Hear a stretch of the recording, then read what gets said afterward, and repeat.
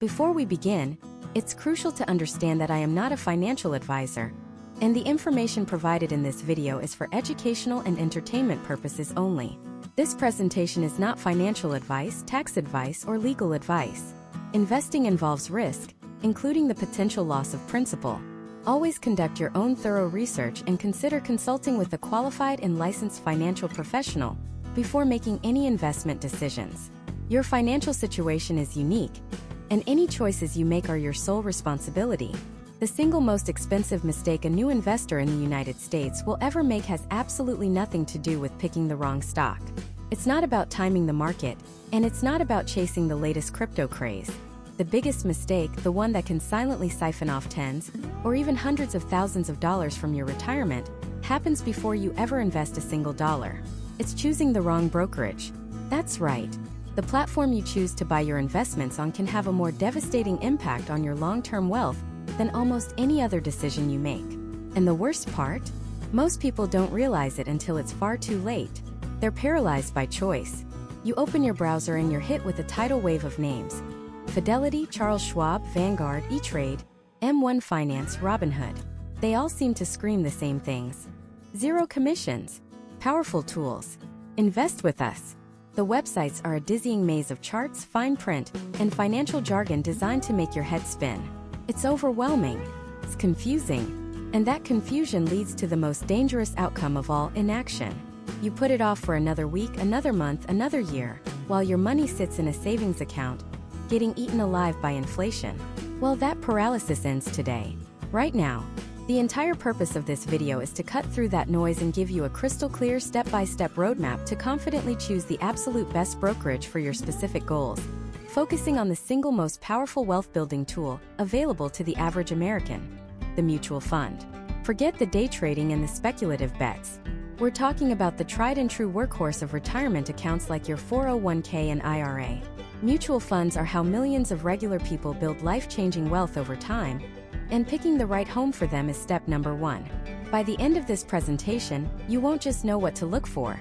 You'll have an unbreakable framework that will empower you to make this decision with total confidence, setting yourself up for financial success for decades to come.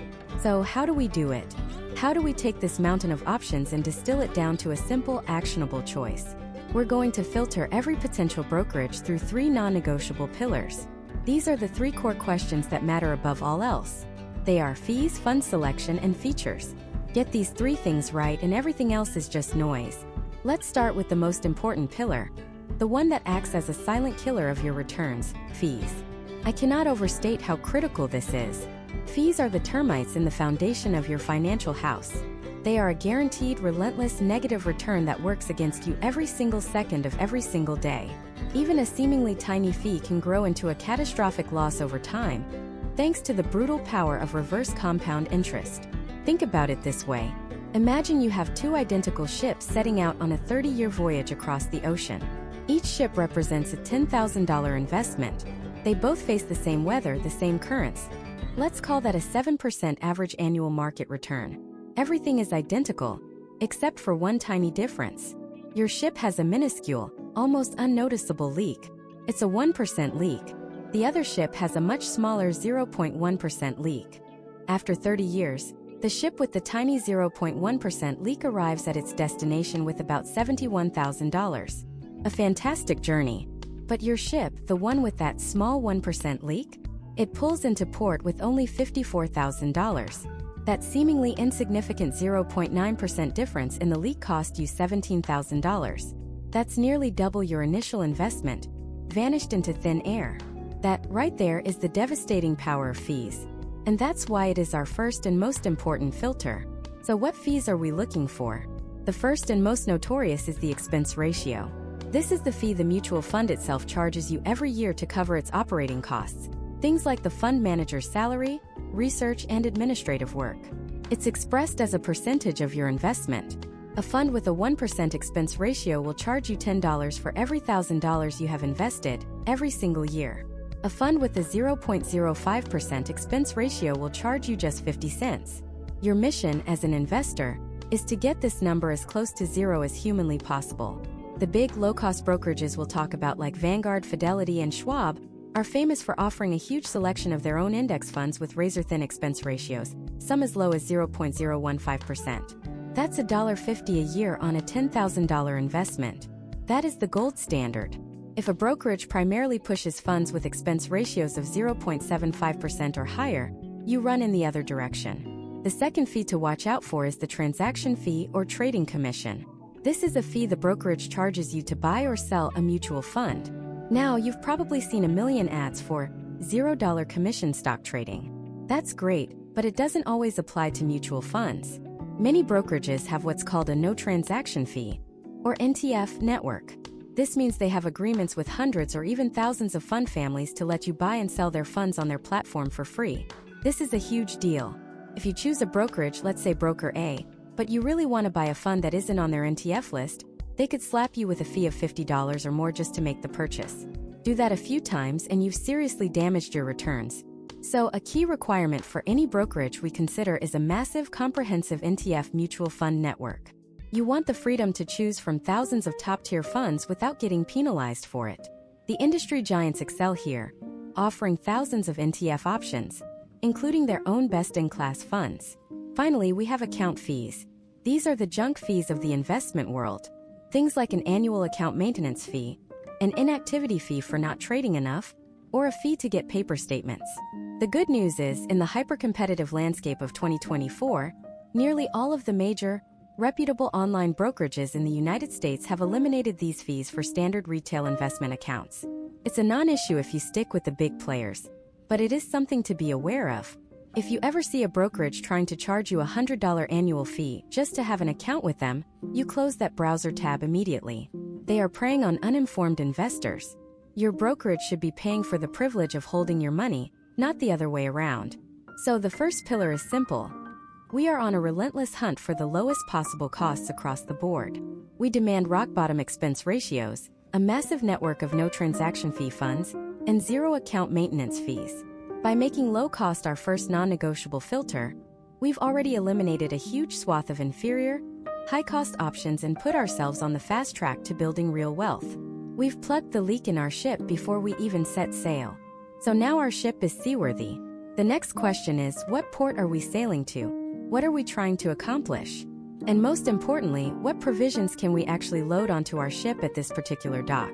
This brings us to our second non-negotiable, fund selection. Think of a brokerage like a grocery store. Last time we decided we're only going to shop at grocery stores that don't charge a membership fee just to walk in the door. That was step one. But now we have to look at what's actually on the shelves. Does this store only sell its own brand of food? The store brand only Mart? Or is it a massive supermarket that carries every brand imaginable? This is the single biggest distinction you'll find in the brokerage world. And it's a trap that snares millions of new investors. You see, some brokerage firms primarily, and sometimes exclusively, push their own in-house proprietary mutual funds. They're like a car dealership that only sells one make of car. They'll tell you it's the best car on the road, that it has all the features you need, that it's an incredible value. And maybe it is. But they have a massive glaring conflict of interest, don't they? They make more money when you buy their product. They have zero incentive to tell you that the car dealership across the street has a better, cheaper, more reliable model. This is why we want to focus on what are called fund supermarkets. These are the brokerages that operate like a massive grocery store, offering not just their own store brand products, but also products from hundreds of other competing companies. They'll let you buy a Fidelity fund, a Schwab fund, a T. Rowe Price fund, and a Vanguard fund all in the same place under one roof. This is absolutely critical. Why? Because it puts you in the driver's seat. It allows you to pick the absolute best-in-class fund for your needs, regardless of who created it. You are not held captive by a single company's offerings. Your loyalty is to your financial future, not to a brand name. So, our second rule is this. We must choose a brokerage that offers a wide selection of funds from many different fund families. But here's where we have to add a crucial layer of detail, and this is something most people miss. It's not enough for the store to just have the other brands on the shelf. We have to look at the price tag.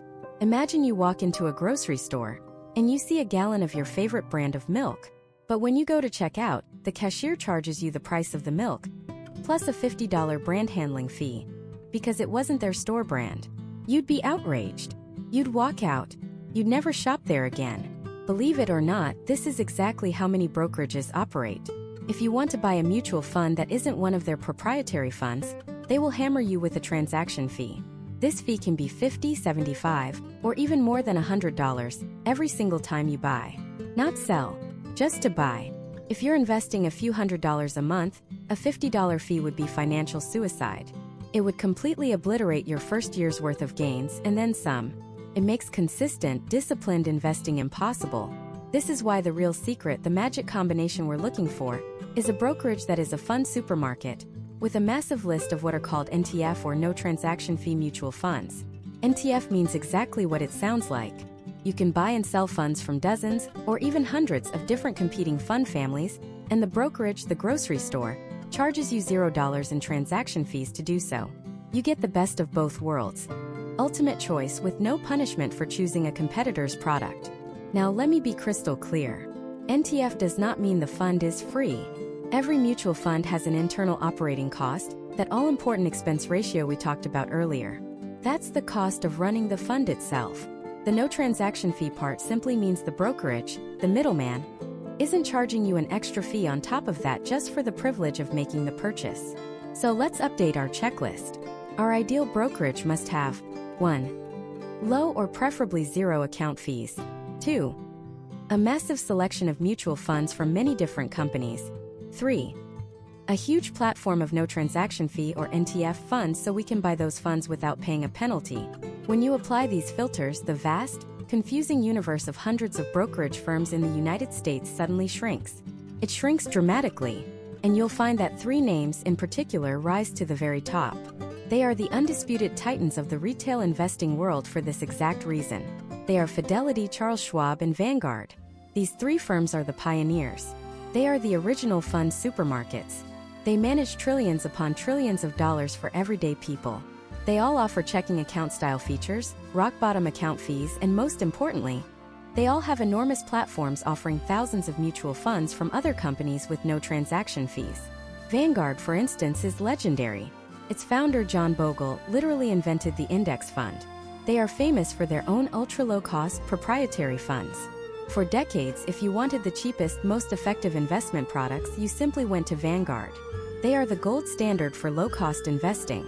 And while their platform has historically been more focused on their own funds, they do offer access to others.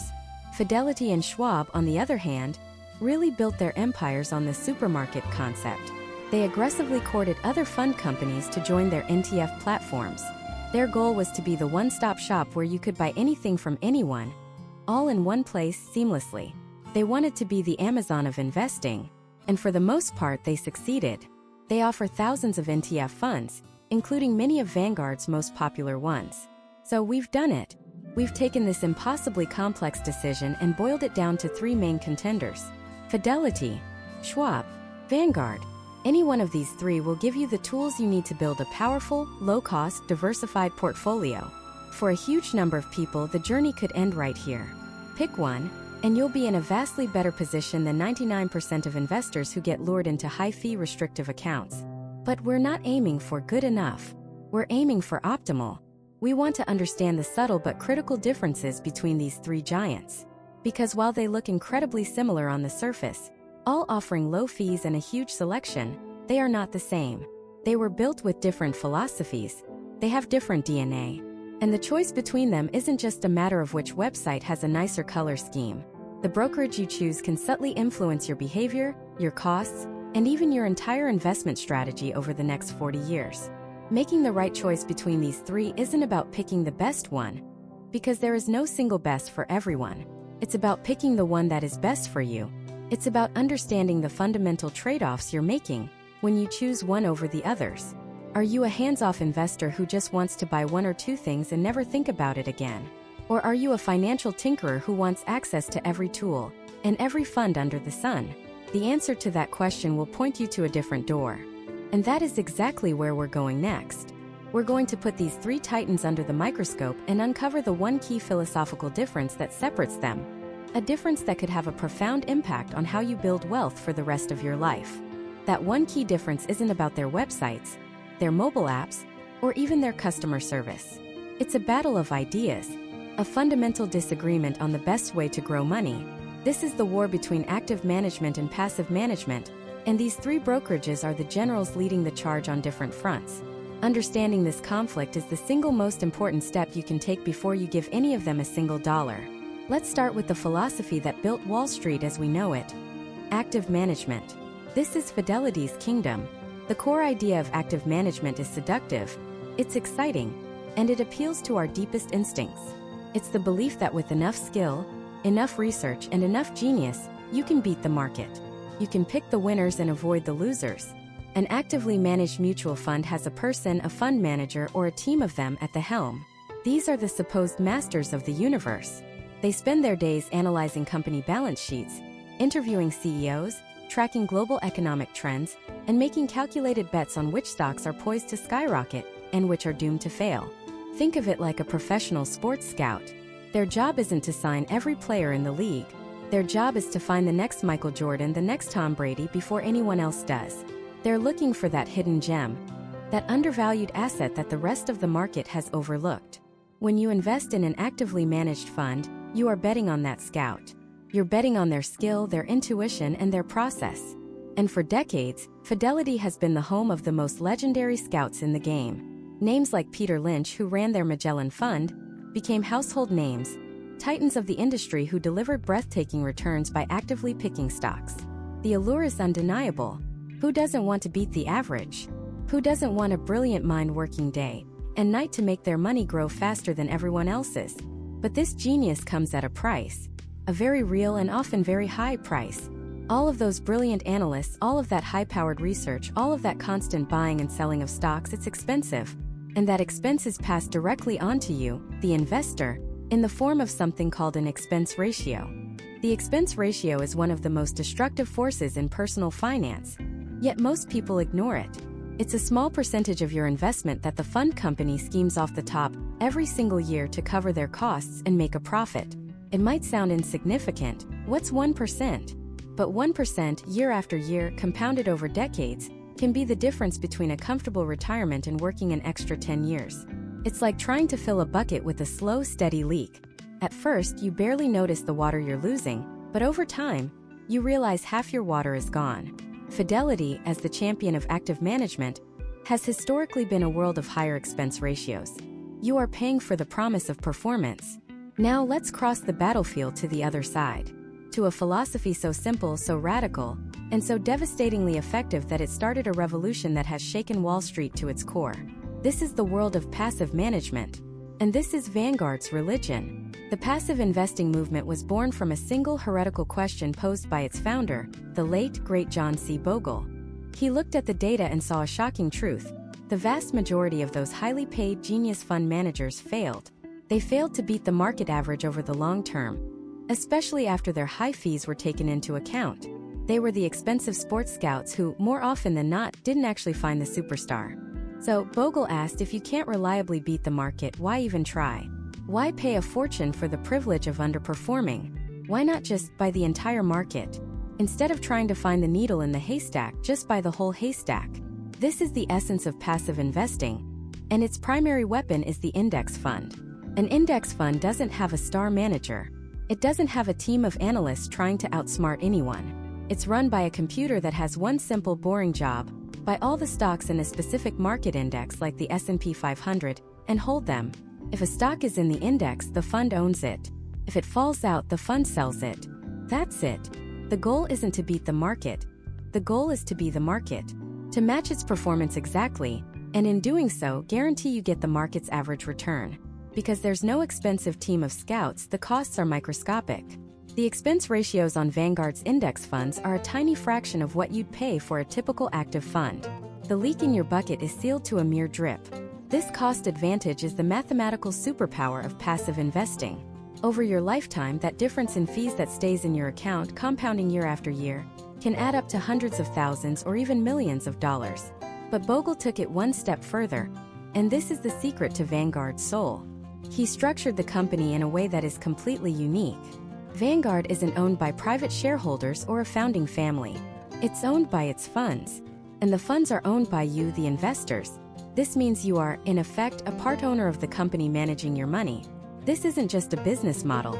It's a moral stance. It means Vanguard has no conflicting loyalties.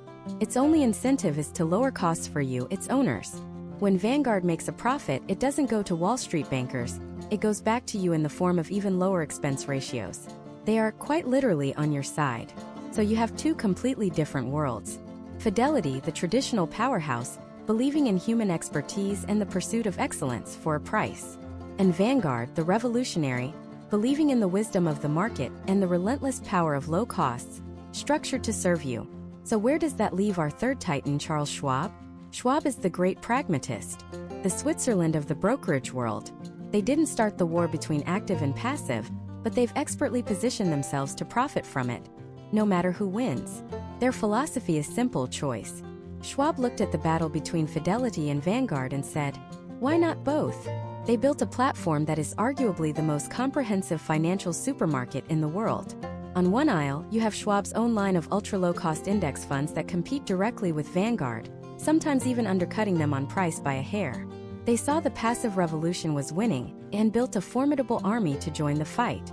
But on the very next aisle, they offer a massive open marketplace of thousands of actively managed funds from hundreds of different companies, including all the big stars from Fidelity. They created what's known as a fund supermarket, where you can pick and choose from nearly any fund you want, all within one Schwab account. Schwab's identity isn't tied to one philosophy. Their identity is tied to being the ultimate facilitator. They don't tell you whether you should bet on the Genius Scout or buy the whole league.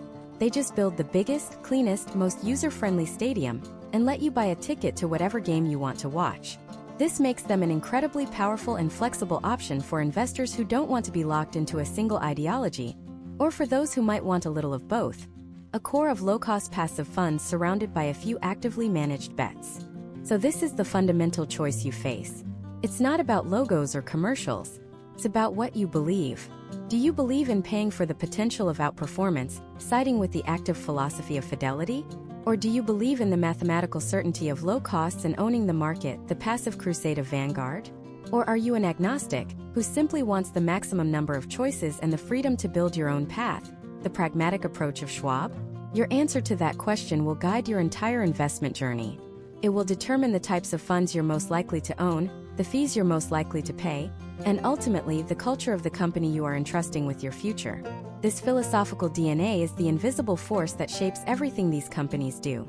Now that we understand the soul of each brokerage, it's time to get our hands dirty. It's time to move from the philosophy to the products. Because a belief is one thing, but the actual mutual funds they build are another. We need to look under the hood at their flagship offerings, compare them head to head, and uncover the critical differences in how they're actually constructed. So let's put them to the test. We'll start with the most famous, most widely owned type of mutual fund in existence, the S&P 500 Index Fund. This is the heavyweight championship bout.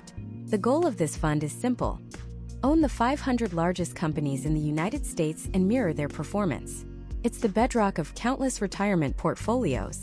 In one corner we have the original, the legend, Vanguard's 500 Index Fund, ticker symbol VFIAX. This is the fund that started the entire revolution. In the second corner we have the aggressive challenger, Fidelity's 500 Index Fund, FXAIX. And in the third corner the silent powerhouse, Schwab's S&P 500 Index Fund, SWPPX. The first thing everyone looks at is cost. The expense ratio. This is the small percentage of your investment that the company takes each year to cover the costs of running the fund. For decades, Vanguard was the undisputed king of low costs. But let's look at the numbers today. As of this recording, Vanguard's VFIAX has an expense ratio of 0.04%. That means for every $10,000 you invest, you pay just $4 a year. That is astonishingly cheap. But then look at Fidelity's FXX. Its expense ratio is 0.015%. That's $1.50 for every $10,000 invested. It's less than half the cost of Vanguard's fund. And then there's Schwab's SWPPX, coming in at 0.02%. $2 per 10,000. So right off the bat, the company that built its reputation on being the cheapest, Vanguard, is now the most expensive of the big three for this specific iconic fund. Now, are we talking about a life-changing difference? No. The difference between $4 and $2 a year on a $10,000 investment is, well, $2. but it represents a seismic shift in the industry. Fidelity and Schwab saw Vanguard's playbook and decided they could do it even cheaper, using these flagship funds as loss leaders to attract you into their ecosystem. They are willing to make virtually zero profit on these funds to get your business. But cost is only one part of the story. A fund's primary job is to do what it says it's going to do. For an S&P 500 fund, that job is to track the S&P 500 index as perfectly as humanly possible. The metric we use to judge this is called tracking error. Think of it like this. If the S&P 500 index is a person walking down the street, the mutual fund is their shadow. A perfect fund would be a perfect shadow, mimicking every single move, never deviating. A fund with a high tracking error is like a shadow that sometimes lags behind or jumps ahead. You want your shadow to be stuck to your feet. When we look at the tracking error for these three funds, the results are incredible. They are all masters of their craft. Over the last several years, all three, Vanguard, Fidelity, and Schwab, have managed to track the S&P 500 with microscopic levels of deviation. They are, for all practical purposes, perfect shadows. This is a testament to the technology and scale these giants operate at. They have perfected the science of indexing this specific market. So, for the S&P 500 fund, the verdict is this: you cannot make a bad choice here. The cost differences are negligible, and the performance and tracking are virtually identical. The choice comes down to which brokerage ecosystem you prefer, something we'll talk about more later. But the fund itself? It's a commodity, and all three companies deliver an A+ product. But that's just one type of fund. Let's level up the complexity. What about a total stock market index fund? Instead of just the 500 largest companies, these funds aim to own every publicly traded stock in the US. We're talking about not just Apple and Microsoft, but thousands of small and mid-sized companies too. This is where the philosophies of the brokerages begin to show their cracks. The contenders are Vanguard's legendary Total Stock Market Index Fund, VTSAX, Fidelity's version, FSKX, and Schwab's SWTSX. First, let's run the cost playbook again. Vanguard's VTSAX, 0.04%, Schwab's SWTSX, 0.03%, and Fidelity's FSKAX, 0.015%. Once again, the exact same pattern. Fidelity is the cheapest, Schwab is in the middle, and Vanguard is the most expensive, though still incredibly cheap by any historical standard. But here's where it gets interesting. How do you actually own the entire stock market? This is where we look under the hood. If we check the number of stocks each fund holds, we see a crucial difference. Vanguard's VTSAX holds nearly 4,000 individual stocks. It is the ultimate purist. John Bogle's philosophy was, don't look for the needle in the haystack. Just buy the whole haystack. Saks is the literal embodiment of that. It buys everything, every last scrap of hay. Now look at Fidelity's FSKAX. It also holds around 4,000 stocks. It's a very similar, comprehensive approach. They are also buying the whole haystack. But then look at Schwab's SWTSX. It holds closer to 2,500 stocks. What's going on here? Schwab's philosophy is slightly different. They use a technique called sampling. Their computers have determined that they can essentially replicate the performance of the total market without needing to own the 1,500 tiniest, most illiquid, and most difficult to trade stocks. They believe they can capture 99.9% of the market's movement by owning the most important 2,500 companies. They're not buying the whole haystack. They're buying all the big pieces of hay and leaving the dust. So which approach is better? The purist, own-it-all approach of Vanguard and Fidelity, or the optimized pragmatic sampling of Schwab? Well, if you look at the long-term performance charts, you can barely slide a piece of paper between them. The returns are almost identical. Why? Because those 1,500 tiniest companies that Schwab omits make up a minuscule fraction of the total market's value. Their combined movements are just a rounding error on any given day. So, Schwab's argument is, why go through the extra cost and complexity of trading those tiny stocks if they don't meaningfully impact returns? It's an efficiency argument. Vanguard and Fidelity's argument is one of principle. Total means total. We said we would buy you the entire market, so we're going to buy you the entire market, even the dusty corners. This is the first real, tangible difference we see in how these firms build their products. It's a philosophical divide. Do you want the pure, unadulterated index, or do you want the optimized, efficient version? There is no right answer, but it's a choice you get to make. For most people, the performance difference will be so small over their lifetime it will not matter. but it reveals something about the company's DNA. Vanguard as the purist, Schwab as the pragmatist. Fidelity, in this case, aligns with the purist view, but with a relentless focus on undercutting everyone on price. This pattern repeats across their domestic fund lineups. Whether you're looking at a small-cap fund or a mid-cap fund, you'll find the same story. Razor-thin expense ratios, with Fidelity usually being the cheapest by a hair. And you'll find brilliant engineering with incredibly low tracking error. In the US market, these three giants have turned index fund management into a solved science. The competition is so fierce that the primary beneficiary is you, the investor. But this is all for US stocks, where the data is clean, the markets are efficient, and the companies are easy to buy and sell. This is home turf, the real test of a fund family's skill. The real measure of their philosophy comes when they have to leave the comfort of Wall Street and invest across the globe. The world of international stocks is messy, it's complicated, and it's far more expensive to operate in. And it is here, in the construction of their international funds, that we see these small philosophical cracks widen into massive canyons. The choices they make in these funds can have a much bigger impact on your long-term returns, and the differences between them are truly night and day. Let's start by looking at the two titans, Vanguard and Fidelity. On the surface, their flagship total international index funds look like twins. Vanguard has its Total International Stock Index Fund, and Fidelity has its Total International Index Fund.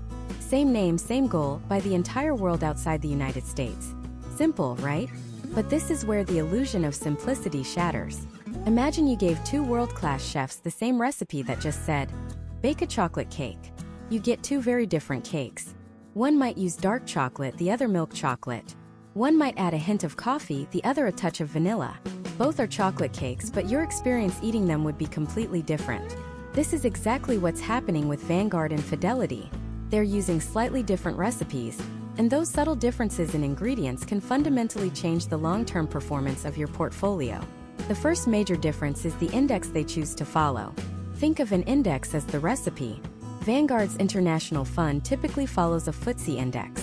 Fidelity's follows an MSCI index. And these two recipe books, FTSE and MSCI, have a crucial disagreement on what the whole world actually includes. The most glaring difference is a single, powerful ingredient: small-cap stocks. These are the smaller, up-and-coming companies in foreign markets. Vanguard's recipe, the FTSE Global All-Cap ex-US Index, says, yes, absolutely. To own the total market, you must own the small companies too. So, when you buy Vanguard's VTIAX, you are getting exposure to thousands of these smaller international companies. Fidelity's recipe, on the other hand, makes a different choice. Their primary international index fund, FTIX, historically tracks an index that almost completely excludes international small-cap stocks. It focuses primarily on the large and mid-sized companies. Now you might be thinking, small companies? Who cares? They're small for a reason. And that is a multi-trillion-dollar misunderstanding. Historically, over long periods, small-cap stocks have delivered higher returns than large-cap stocks. This phenomenon is what academics call the size premium, or small-cap premium. It's not a free lunch. These stocks are more volatile. They can have bigger swings up and down. But for a long-term investor, someone saving for retirement 20 or 30 years away, having a slice of that higher growth potential is a massive advantage. It's the turbocharger on your portfolio's engine. So let's pause and think about the incredible irony here. Vanguard, the company built on the philosophy of pure passive own-the-whole market indexing, gives you an international fund that actually does that. It includes the small caps, the mid caps, the large caps. It gives you the good, the bad, and the ugly because that is the market. Fidelity, a company famous for its superstar active managers who make their living picking and choosing stocks, offers you an index fund that, by its very construction, makes an active decision to exclude an entire segment of the market. They are selling you a total international fund that is, by definition, not total. They've taken the cake recipe and decided to leave out the eggs. You still get a cake, but it's a fundamentally different and arguably less complete product. For years, if you wanted small-cap exposure at Fidelity, you had to buy a separate fund, their International Small-Cap Index Fund, and pay a separate, often higher, expense ratio for it. You had to manually bolt on the engine part that Vanguard just includes as standard equipment. But the canyon between these funds gets even deeper. Let's talk about emerging markets. These are the faster-growing but riskier economies like China, India, Brazil, and Taiwan. How each brokerage handles these countries is another point of massive divergence. And it all comes down to a single country, South Korea. Is South Korea a developed country or an emerging market? Your answer probably depends on whether you're thinking about Samsung phones and Hyundai cars or its geopolitical situation. Well, the index providers can't agree either. FTSE, the recipe Vanguard follows, looks at South Korea's advanced economy, its high income per capita, and says, this is a developed market. It gets classified alongside Japan, Germany, and the UK. MSCI, the recipe Fidelity often follows, looks at the same country but focuses on other factors, like currency convertibility and restrictions for foreign investors, and says, nope, this is an emerging market. It gets lumped in with China and Brazil. Why on earth does this accounting argument matter to you? Because it dramatically changes the DNA of your funds. When you buy a Vanguard Emerging Markets Fund, you get zero exposure to South Korean giants like Samsung, because Vanguard considers them part of its Developed Markets Fund. When you buy an MSCI-based emerging markets fund like the ones you might find at Fidelity or iShares, South Korea is a huge piece of that pie, often making up more than 15% of the entire fund. This has a massive ripple effect. If you follow the three-fund portfolio philosophy and hold a U.S. fund, a developed international fund, and an emerging markets fund, your overall country allocation will be wildly different depending on which brokerage's recipe you use. A Fidelity investor might think they're diversifying into emerging markets, but a huge chunk of their money is actually sitting in one of the most advanced economies on Earth. Meanwhile, because South Korea is so large, its inclusion in the Emerging Markets Index pushes down the fund's allocation to other, truly developing nations. You end up with less exposure to countries like India or Brazil than you might think. The Vanguard investor, on the other hand, has their South Korean exposure neatly tucked into their Developed Markets Fund, leaving their Emerging Markets Fund to be more concentrated in places that are actually, well, emerging. Neither approach is definitively right or wrong, but they are profoundly different. One gives you a total fund that isn't really total. The other reclassifies an entire country, which changes the risk and growth profile of two separate funds in your portfolio. These aren't just quirks. They are foundational architectural decisions that determine what you actually own. And what you own is what will ultimately generate your returns. The point is, you cannot simply look at the name Total International Index Fund on a brokerage's website and assume it's the same product everywhere. It isn't. You have to look under the hood. You have to ask, what index is it tracking? Does it include small caps? How does it define its regions? The answers to these questions reveal the true philosophy of the brokerage. Are they committed to giving you the true unvarnished market like Vanguard? Or are they making subtle but significant active choices for you, even within their passive funds like Fidelity? Knowing this difference is the first step, but it naturally leads to the next, even more critical questions. How does the third major player, Charles Schwab, fit into this picture? Do they follow Vanguard's all-inclusive path or Fidelity's more curated one? And perhaps most importantly for our bottom line, how do the costs, the all-important expense ratios, of these philosophically different funds stack up against one another? Because a tiny difference in fees compounded over decades can be the difference between a comfortable retirement and just getting by. Let's make this real. Imagine two friends, Sarah and Tom. They both graduate college, land their first jobs, and decide to start investing for retirement on the exact same day. They're both smart, both diligent savers. They each have $10,000 to invest. They even get the same exact hypothetical market return over the next 40 years. A solid 8% per year. The only difference is the type of mutual fund they choose. Sarah, a believer in finding hidden gems, opts for an actively managed large-cap stock fund. It's run by a star manager with a great track record. The fund's expense ratio is 1%. That sounds tiny, right? 1%. What's 1 penny on the dollar? Tom, on the other hand, is a bit more skeptical. He's read the studies. He decides to go with a passive S&P 500 index fund. His fund simply aims to mirror the market, not beat it. The expense ratio for his fund is a rock-bottom 0.04%. Almost nothing. For the first few years, the difference is barely noticeable. A few $100 here, $1,000 there. It seems insignificant, but the silent, invisible force of compounding is at work, not just on their returns but on their fees. The fee isn't just a flat cost. It's a percentage of their growing balance. It's a parasite that gets fatter as its host gets bigger. Fast forward 40 years. They're both 62, meeting for coffee, talking about their retirement plans. Tom pulls up his brokerage account on his phone. His initial $10,000, growing at 8% a year with that tiny 0.04% fee skimmed off the top, has blossomed into approximately $215,000. Not bad at all. He's feeling pretty good. Then Sarah pulls up her account. Her $10,000 also grew at that same 8% a year before fees. But her 1% expense ratio has been a constant drag. A small anchor pulling on her portfolio year after year after year. Her final balance? Around $145,000. Let that sink in. They started with the same money. They got the same market returns. They waited the same amount of time. But Sarah has $70,000 less than Tom. $70,000. That's a new car. That's years of healthcare premiums. That's a bucket list trip around the world. Gone. Vanished into the pockets of the fund management company, one tiny percentage point at a time.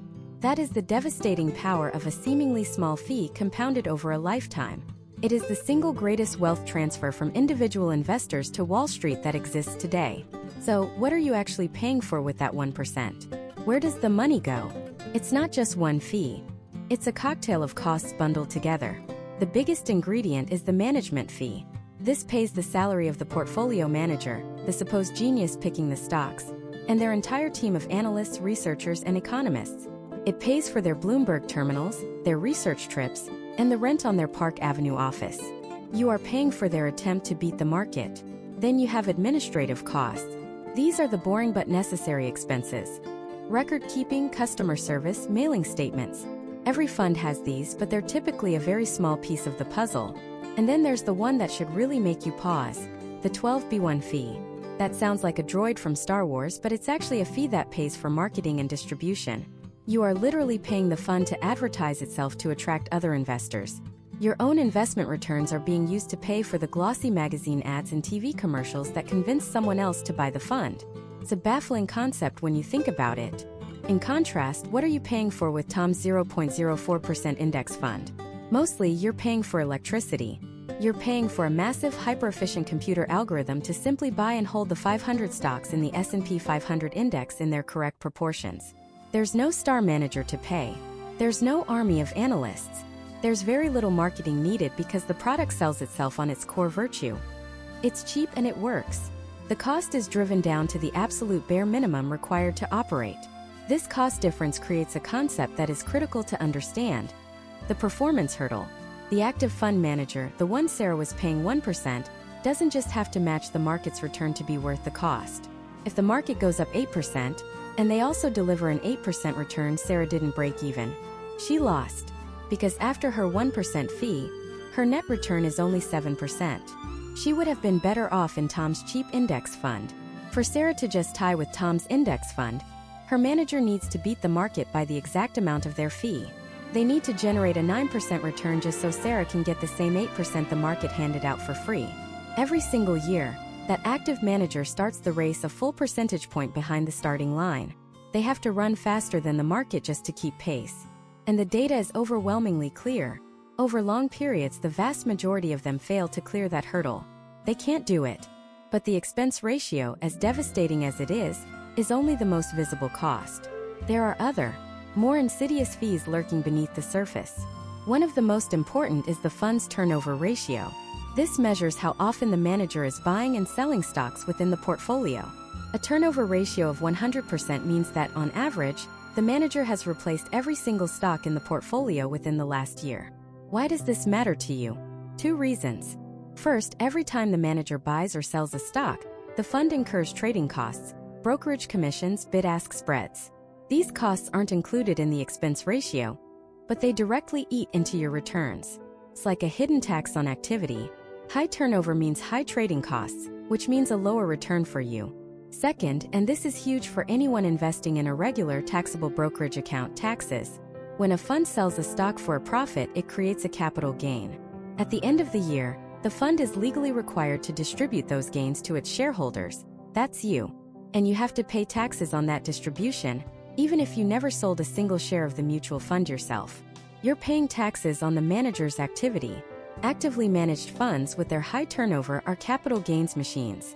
They are constantly buying and selling, generating taxable events that get passed on to you, creating an annual tax drag on your performance. Index funds, by contrast, have incredibly low turnover. They only sell a stock when it's dropped from the index, which is rare. This makes them vastly more tax efficient, allowing your money to compound for decades with minimal tax friction. So now the picture becomes clearer. It's not just about that 1% expense ratio. It's the expense ratio, plus the trading costs from high turnover, plus the tax drag from capital gains distributions. It's a three-headed monster, systematically eating away at your wealth. And this brings us back to the central mission of our series: choosing a brokerage. Because the brokerage you choose is the gatekeeper.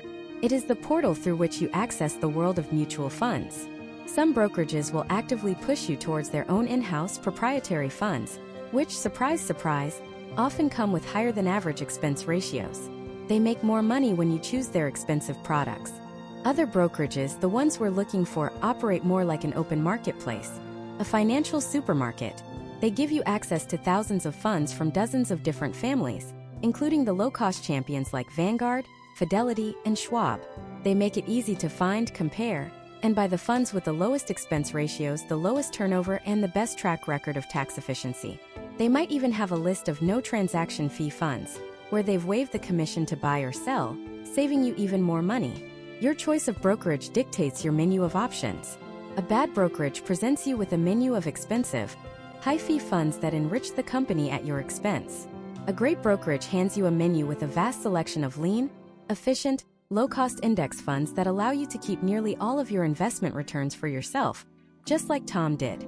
The difference between Sarah's $145,000 and Tom's $215,000 wasn't luck or skill. It was a choice. It was a choice made on day one, facilitated by the platform they used. So the question we have to tackle next is the most practical one of all. How do we actually find these low-cost funds inside a brokerage platform? What tools, screeners, and research tabs should we be using to separate the wealth-building index funds from the fee-laden, wealth-destroying active funds? And are there any rare, specific instances where paying a higher fee might actually make sense? Let's dive right into the belly of the beast: the brokerage platform itself. When you first log in, it can feel like you're sitting at the controls of a 747. Charts, tickers, news feeds, blinking green and red numbers. It's designed to feel complex. But I want you to ignore 99% of that. We are not traders. We are long-term investors. We're not looking for a needle in a haystack. We're looking to buy the entire haystack, and we need to do it as cheaply as possible. The single most powerful tool at your disposal is the mutual fund screener.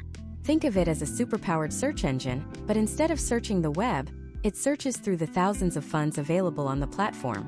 Our goal is to apply a series of filters to eliminate the garbage and leave us with only the diamonds.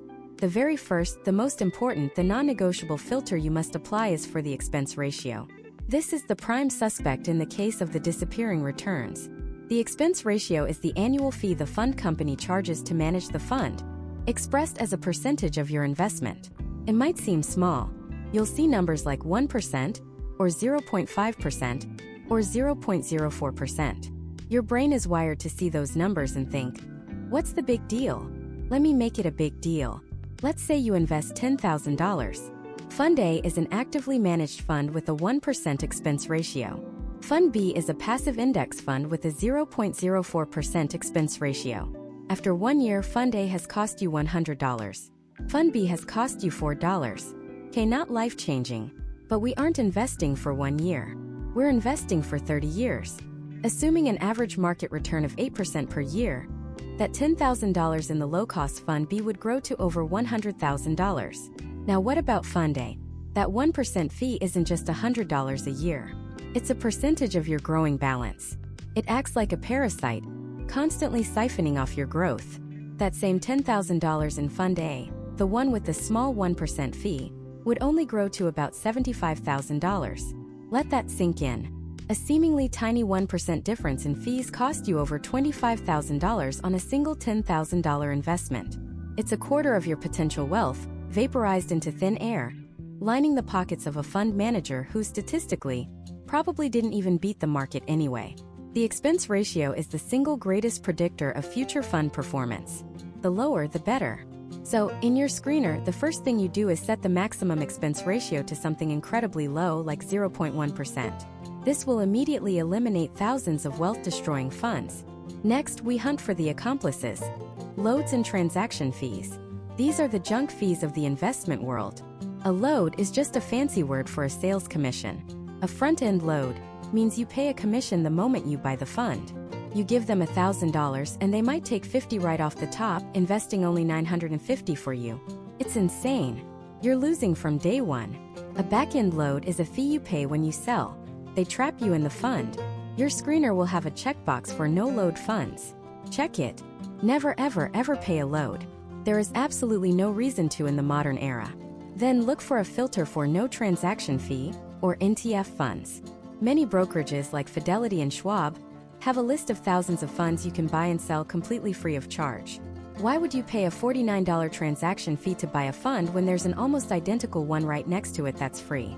Check the NTF box. So we've filtered for an ultra-low expense ratio, no loads and no transaction fees.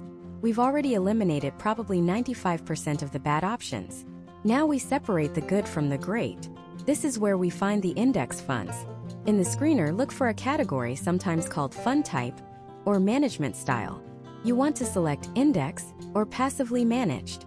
This tells the screener to only show you funds that aren't trying to outsmart the market, but are simply trying to be the market, like an S&P 500 index fund or a total stock market index fund.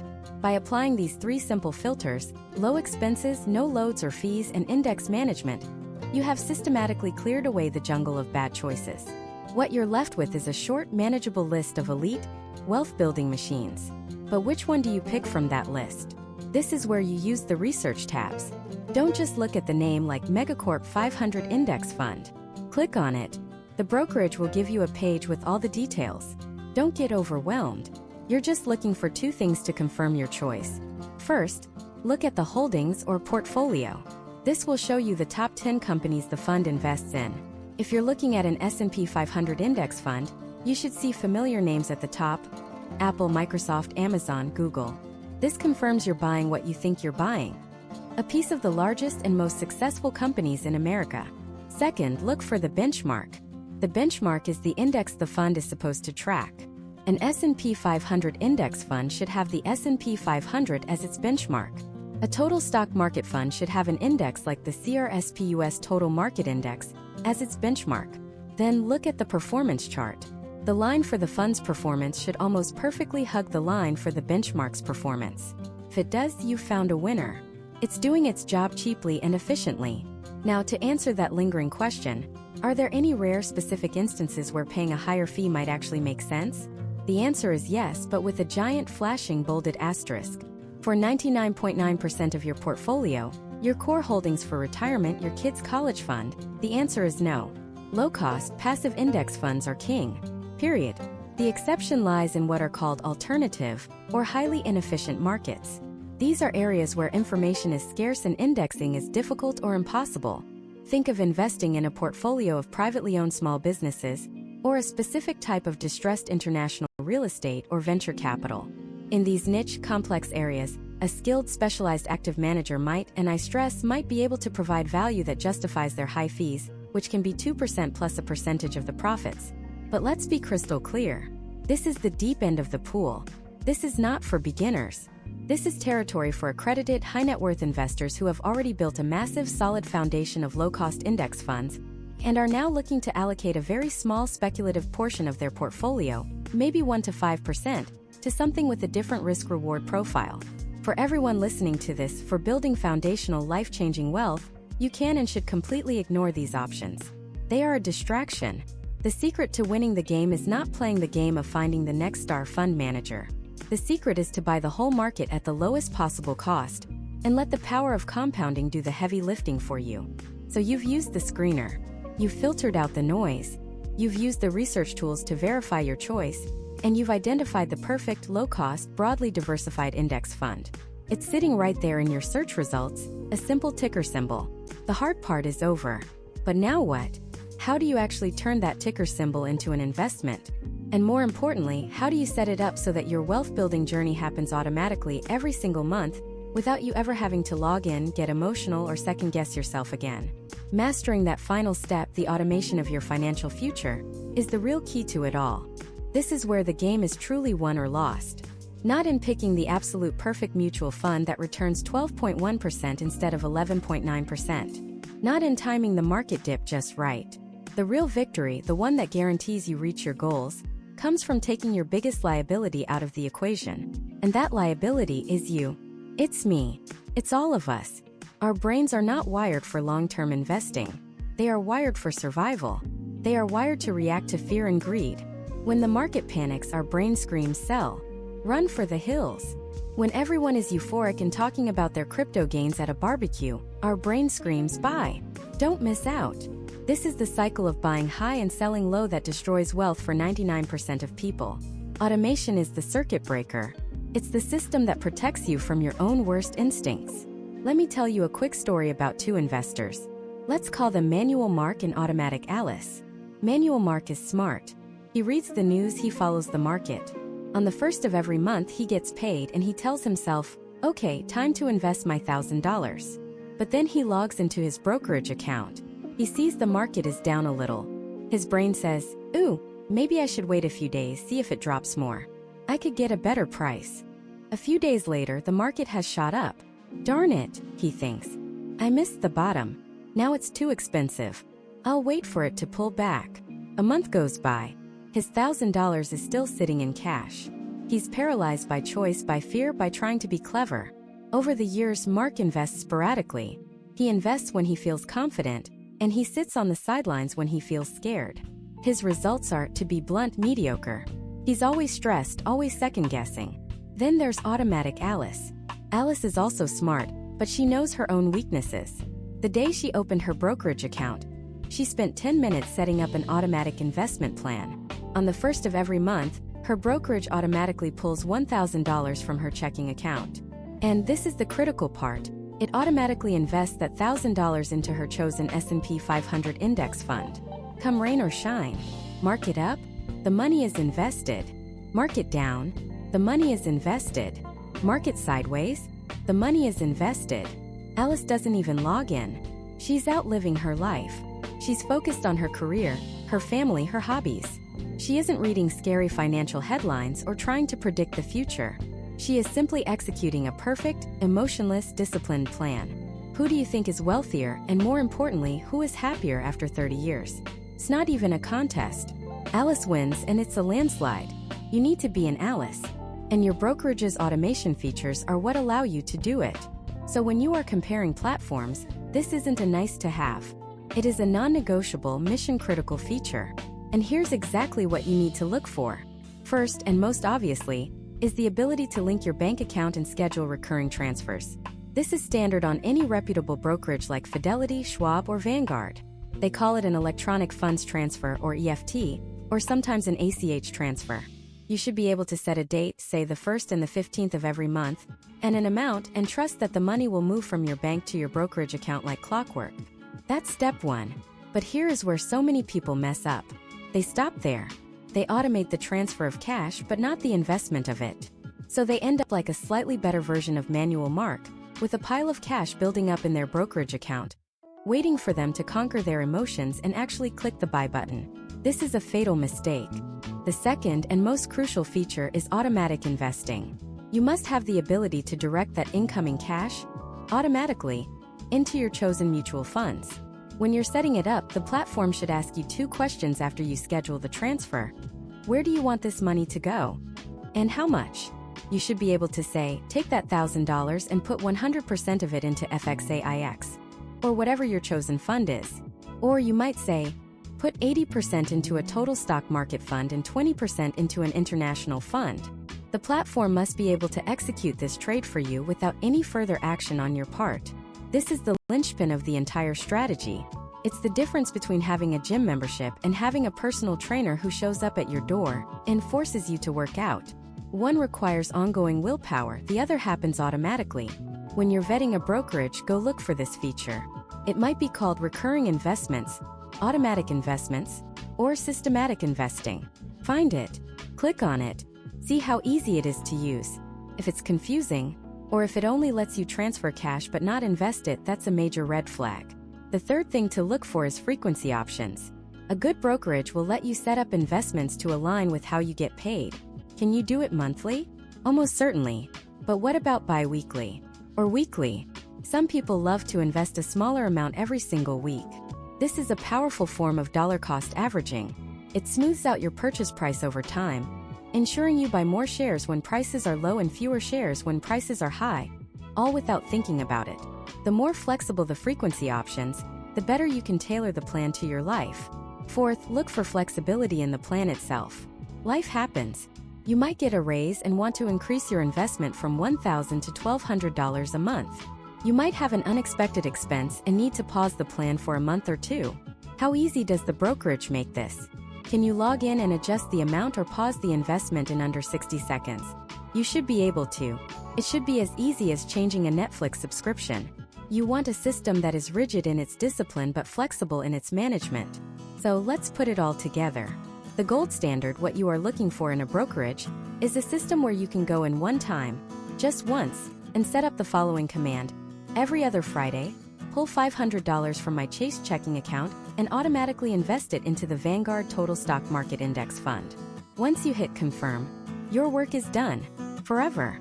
Every 2 weeks, as you're working, sleeping, or on vacation, your army of dollars is being deployed with robotic efficiency. You are buying at the top of the market. You are buying at the bottom. You are buying in the middle. You are removing luck, emotion, and guesswork from the equation and replacing it with mathematical certainty and discipline. You are becoming automatic Alice. This is more than just a feature on a website. This is the mechanism for buying your freedom. Freedom from financial stress. Freedom from checking your portfolio every day. Freedom from the emotional roller coaster of the stock market. Because you know deep down that you have a perfect system running in the background, relentlessly, quietly building your future brick by brick. You've put your wealth on autopilot.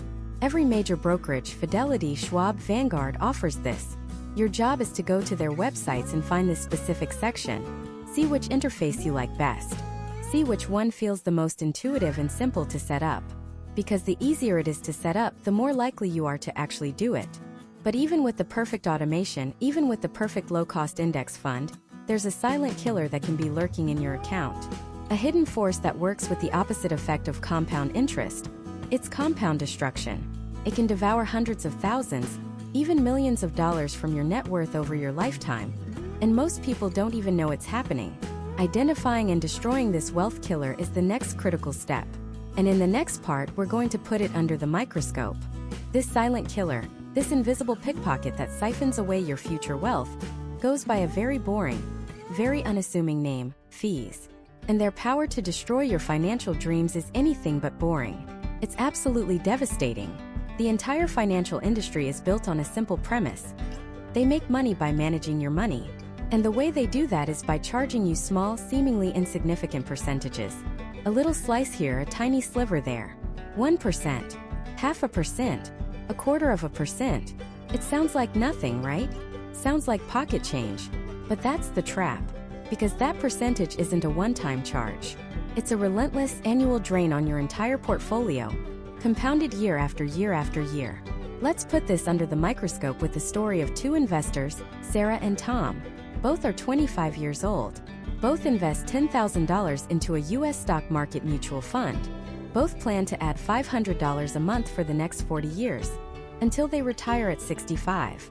Both of their funds earn the exact same average return of 8% per year before fees. They are identical in every single way except for one. Sarah, being savvy, chose a low-cost index fund inside a modern brokerage. Her fund's all-in cost, its expense ratio, is just 0.1%. Tom, on the other hand, went with a fund recommended by a friend. It's a good fund, it tracks the same market, but it has an expense ratio of 1%. Just a 0.9% difference. 0.9%. Seems trivial. What possible difference could that make? Let's fast forward 40 years. Sarah, with her tiny 0.1% fee, watches her portfolio grow into a massive $1.7 million. She's a multimillionaire, ready for a comfortable retirement. Now what about Tom? That tiny, innocent-looking 1% fee has been quietly working against him the entire time. Every year, it eats away at his returns. In the early years, it was just a few $100s. But as his portfolio grew, that 1% started taking thousands, then tens of thousands of dollars each year. The compounding that should have been working for him was being hijacked to work for the fund company. At age 65, Tom checks his final balance. It's $1.3 million. He's still a millionaire, which is great. But he is $400,000 poorer than Sarah.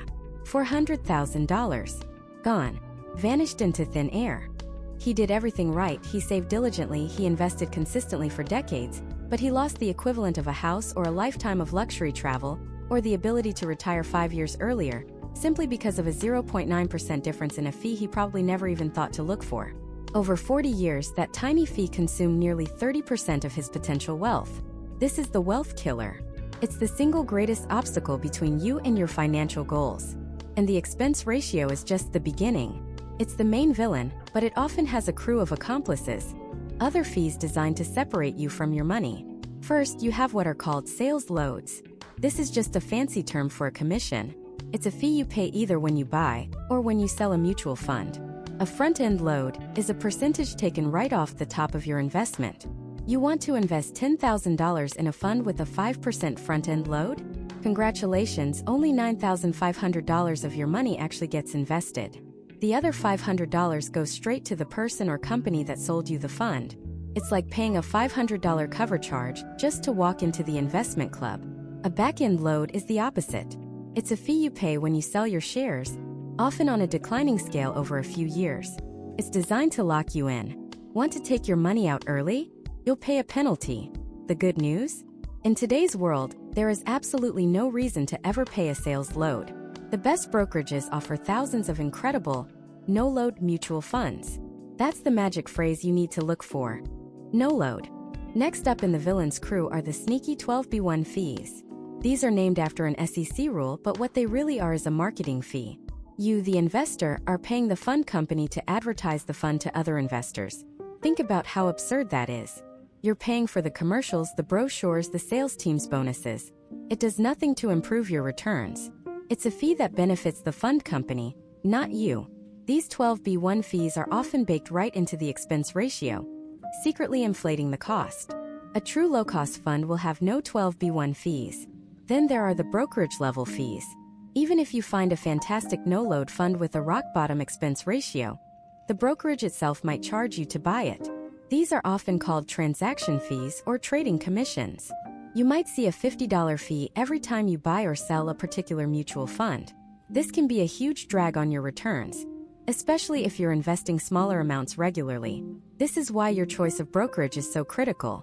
The top-tier brokerages have formed partnerships with hundreds of fund families to create what they call a no-transaction fee, or NTF, platform. This means you can buy and sell thousands of different mutual funds from many different companies, all with zero commission. This is a non-negotiable feature you should demand from your brokerage. Finally, watch out for account maintenance fees or custodial fees. This is the brokerage charging you an annual fee simply for the privilege of having an account with them. It's like paying a subscription to access your own money. In the modern era of fierce competition, these fees have become almost extinct at the major brokerages, but some smaller or older firms still charge them, especially for accounts with low balances. There is no reason to pay them. So, how do you protect yourself? How do you find this information and slay the fee monster? It's actually surprisingly simple. Every single mutual fund in the United States is required by law to publish a document called a prospectus. Think of it as the fund's official owner's manual. It contains everything you need to know. And right near the very beginning of every prospectus is a beautiful, simple, standardized chart.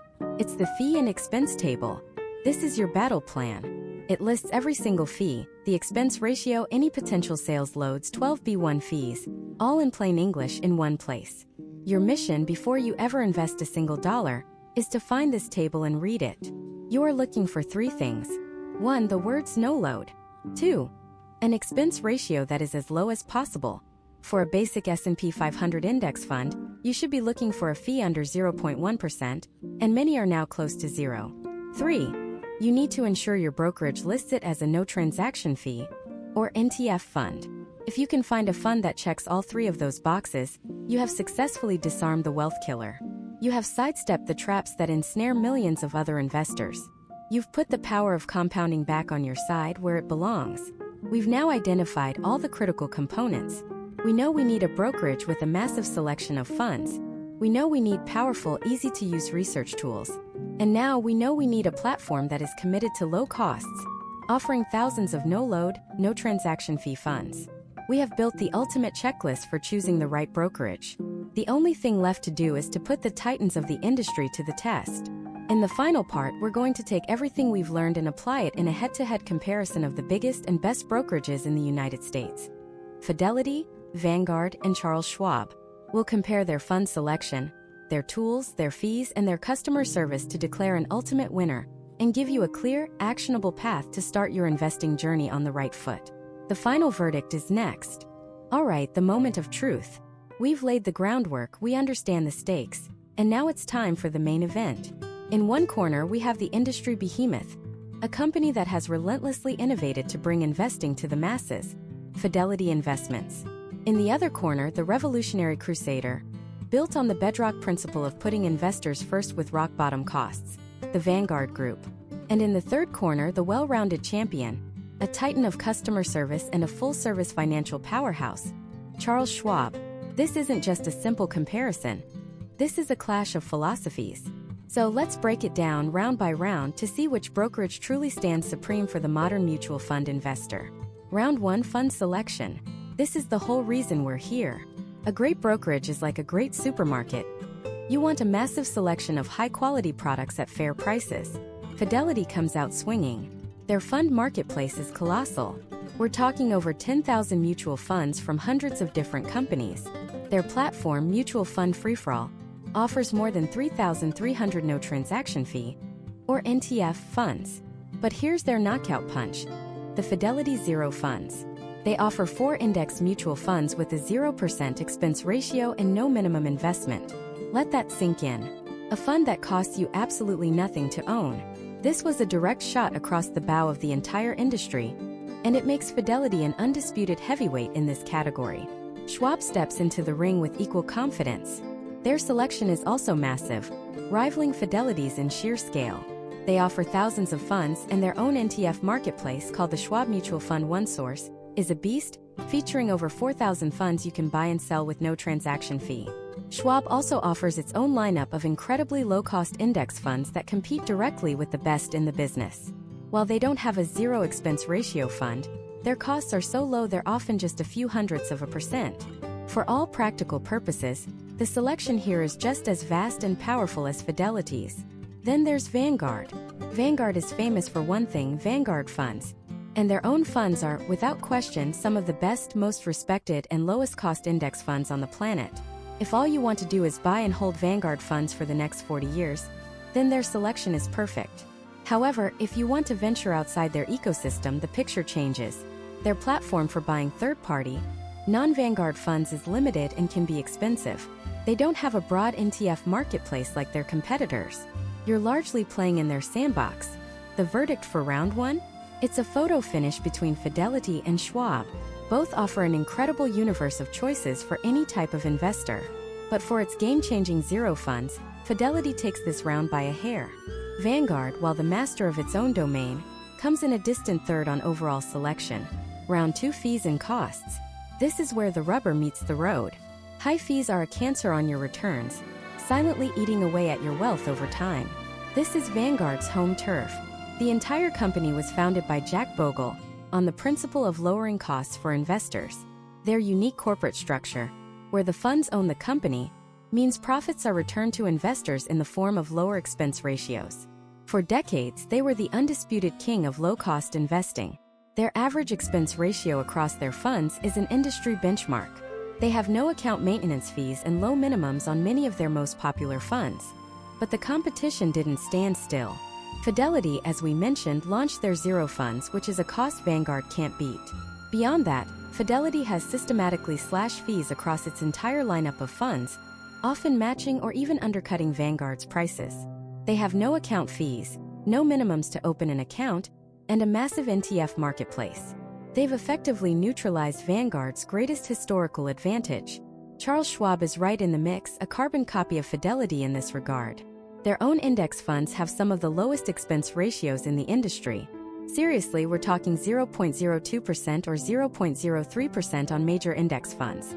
It's practically free. Like Fidelity, they have no account minimums, no maintenance fees, and that huge one-source platform for NTF funds. The verdict for round 2? This is an astonishing three-way tie. The war on fees has been so brutal and so relentless that the differences between these three giants on core costs are now measured in fractions of a penny. Vanguard created the low-cost revolution, but Fidelity and Schwab have joined it with such force that the true winner is you, the investor. There is no bad choice here. Round 3, platform and technology. In 2024, you're not just choosing a company. You're choosing a website and an app. You're choosing the tools you'll use to manage your financial life. Fidelity's platform is widely regarded as the gold standard.